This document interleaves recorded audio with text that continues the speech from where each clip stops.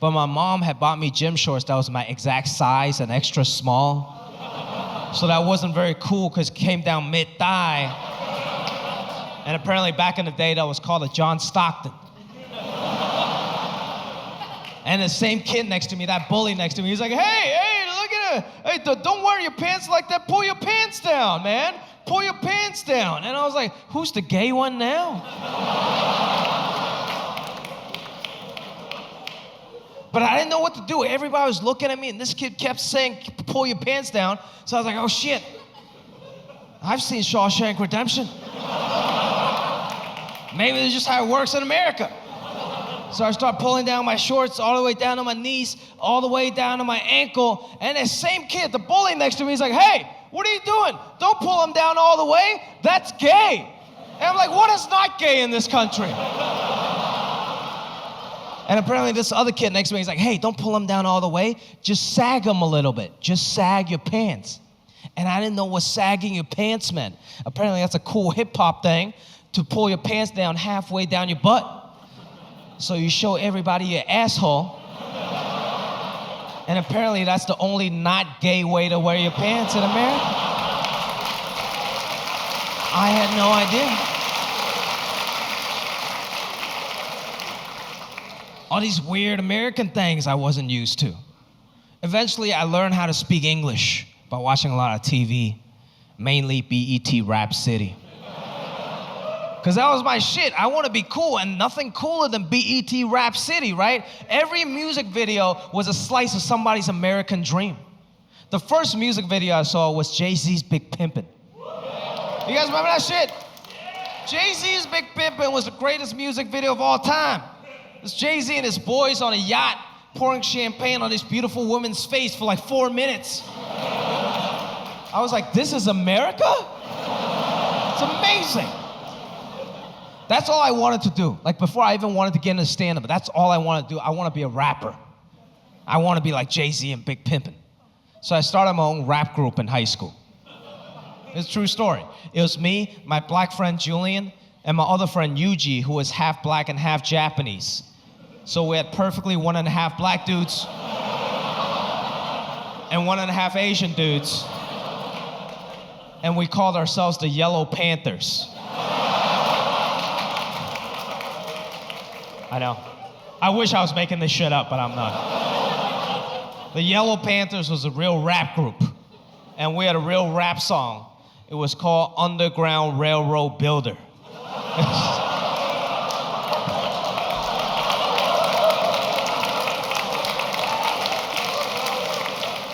I was confused.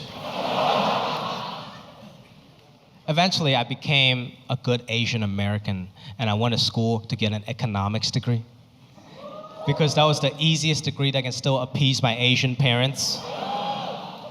But then after I graduated, I didn't want to do like econ or finance. So I went up to my dad. I was like, Dad, I don't want to do any of this. I want to go try and do stand-up. And he was like, what's a stand-up? You mean like a talk show? I was like, yeah, sure, talk show, whatever you want to call it, okay? But I want to go pursue my dreams. And he was like, no. Pursuing your dreams, how you become homeless. I was like, no, Dad, things are different now. We're in America, okay? In America, we're supposed to do what we love. He was like, no. Everyone does what they hate for money and use the money to do what they love.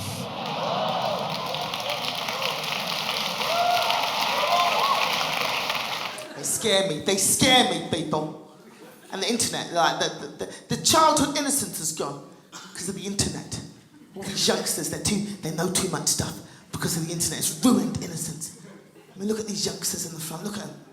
They know more than me. Look at them. Look at the way they're looking at me. What's your name, love? Serena. This is gonna blow your mind, Serena. Serena, this is gonna blow your mind. I was born before the internet.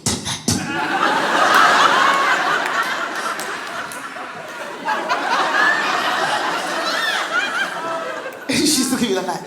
You old bitch. That's right, I was born before the internet was invented, Serena. We didn't have Google, we didn't have the internet. Cyberbullying, have you heard of cyberbullying? is on the increase now, cyberbullying. So kids nowadays are too fucking fat and lazy to punch each other in the face.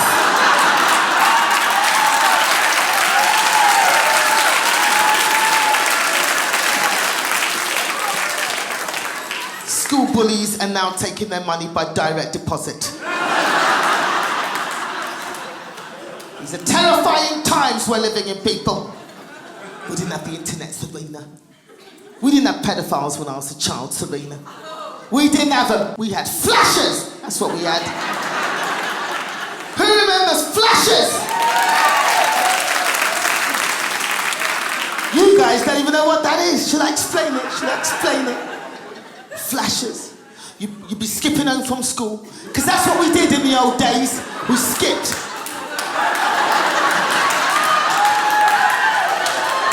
Kids don't do this shit anymore. Do you skip, Serena? As kids, we just did shit for no reason, we just acted for no reason, So we'd be skipping home from school, Serena, and there'd be an old man hiding in a bush,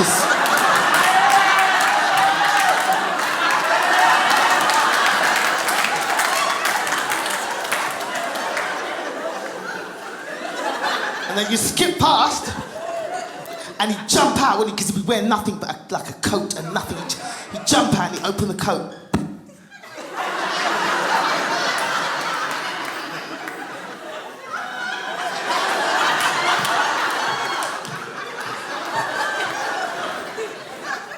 And we'd be like that.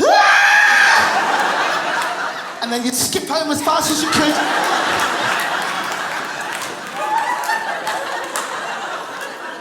And you tell all your friends and family that you've been flashed. And that was exciting, Serena.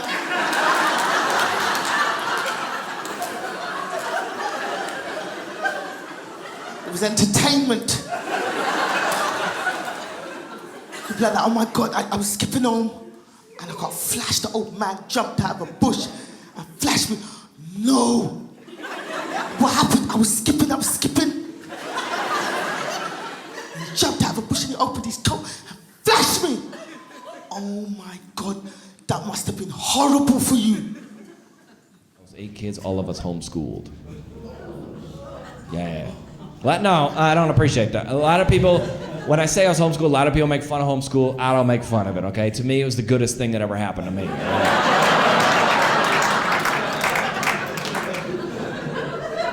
Okay, does everybody get that joke? That don't sound right to me. I was real sheltered because I grew up in church and homeschool. Like, I didn't realize how sheltered I was till last time I went home. I was looking through an old photo album. I saw a picture of me and my little brother in the bathtub together. You guys, I was 17.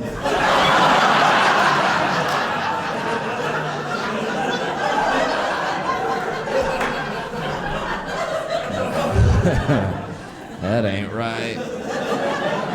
But it is. Now every time I go home, this is the problem. This is why I have these immature thoughts. Is every time I go home, Christmas or whatever, there's 2 tables, right? There's a bunch of grandkids now. Parents' table, kids' table. Parents' table, kids' table. I'm single, make a living as a stand-up comedian. Guess which table they seat me at? Yeah, kids are, oh, you're gonna see the kid. Let's stop that argument right here. Kids' table is amazing. It is. Why would you want to hear Dave's story about the middle-class tax cuts when you can hear Dylan's story about how one night all of his stuffed animals came to life and they snuck out and robbed a bank?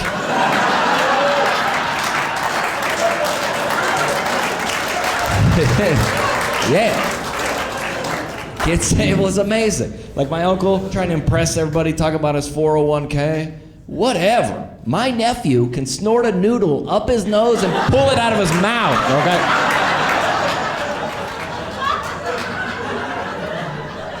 I was like, what are you doing? He's like, This kid said he was flossing his brain.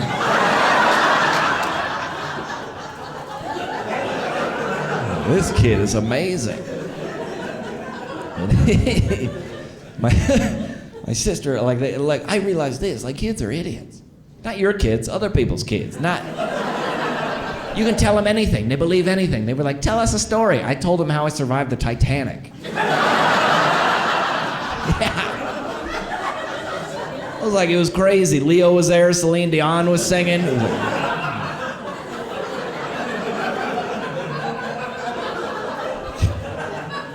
I told them all how to fart using their armpit. I was like, hey, kids, check this out. They're, oh, where'd you learn that? I was like, Vietnam. We had some downtime, okay? Tell them anything. Kids are great, man. And my sister don't let me sit at the kids' table anymore. She's like, you ain't sitting at the kids' table no more. I don't know why my sister is like a 45-year-old black woman in this bit. Sorry, she didn't. That's a bad impression of her. She didn't, there was none of this. She said, sorry. You are not sitting at the kids' table anymore. That sounds about like her. I was like, why not? She goes, well, last week you told my daughter that America was discovered by Christopher Columbus and Mexico was discovered by Dora the Explorer.